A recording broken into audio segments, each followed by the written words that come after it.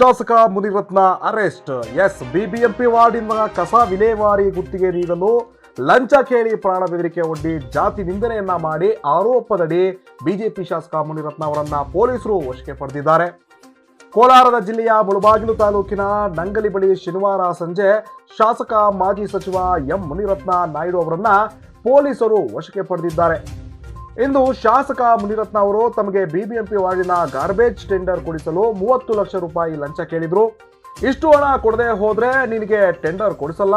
ಚಿತ್ರದುರ್ಗದ ರೇಣುಕಾಸ್ವಾಮಿಯನ್ನ ಶಾಸಕ ಮುನಿರತ್ನ ಅವರ ತಂಗಿ ಮಗ ಮರ್ಡರ್ ಮಾಡಿದ ರೀತಿ ನಿನ್ನ ಮರ್ಡರ್ ಮಾಡಿಸ್ತೇನೆ ಎಂದು ಮುನಿರತ್ನ ಅವರ ಆಪ್ತ ವಸಂತ್ ಕುಮಾರ್ ಎಂಬ ವ್ಯಕ್ತಿ ನನಗೆ ಜೀವ ಬೆದರಿಕೆ ಒಡ್ಡಿದ್ದಾರೆ ಎಂದು ಆರೋಪಿಸಿ ಗುತ್ತಿಗೆದಾರ ಚೆಲುವರಾಜ್ ಎಂಬುವರು ಬೆಂಗಳೂರಿನ ವಯಾಲಿಕಾವಲ್ ಪೊಲೀಸ್ ಠಾಣೆಗೆ ದೂರು ನೀಡಿದರು.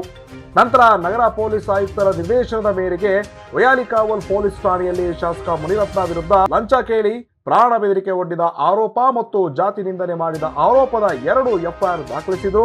ಆದರೆ ತಮ್ಮ ವಿರುದ್ಧ 2 ಎಫ್ಐಆರ್ ದಾಖಲಿಸಿದ್ದಾರೆ ಎಂದು ತಿಳಿದ ಕೂಡಲೇ ಶಾಸಕ ಹಾಗೂ ಮಾಜಿ ಸಚಿವ ಮುನಿರತ್ನ ಅವರು ದಿಢೀರ್ ನಾಪತ್ತೆಯಾಗಿದ್ರು.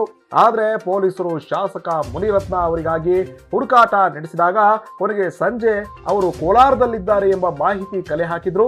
ಕೋಲಾರ ಮಾರ್ಗವಾಗಿ ಆಂಧ್ರಪ್ರದೇಶಕ್ಕೆ ಶಾಸಕ ಮುನಿರತ್ನ ಅವರು ತೆರಳುತ್ತಿದ್ದಾಗ ಬೆಂಗಳೂರು ಪೊಲೀಸರು ವಶಕ್ಕೆ ತೆಗೆದುಕೊಂಡಿದ್ದಾರೆ. ಶಾಸಕರನ್ನ ವಶಕ್ಕೆ ಪಡೆದು ಪೊಲೀಸರು ಬೆಂಗಳೂರಿಗೆ ವಾಪಸ್ಸಾಗಿದ್ದಾರೆ.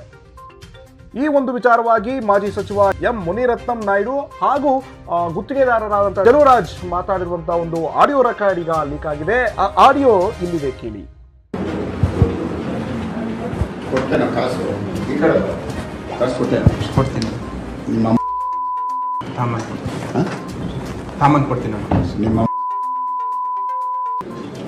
ಅಥವಾ ನನ್ನ ಮನೆಯವ್ರು ಬೇರೆ ಬೇರೆ ಅಲ್ಲೋ ಬೇರೆ ಬೇರೆಯವ್ರ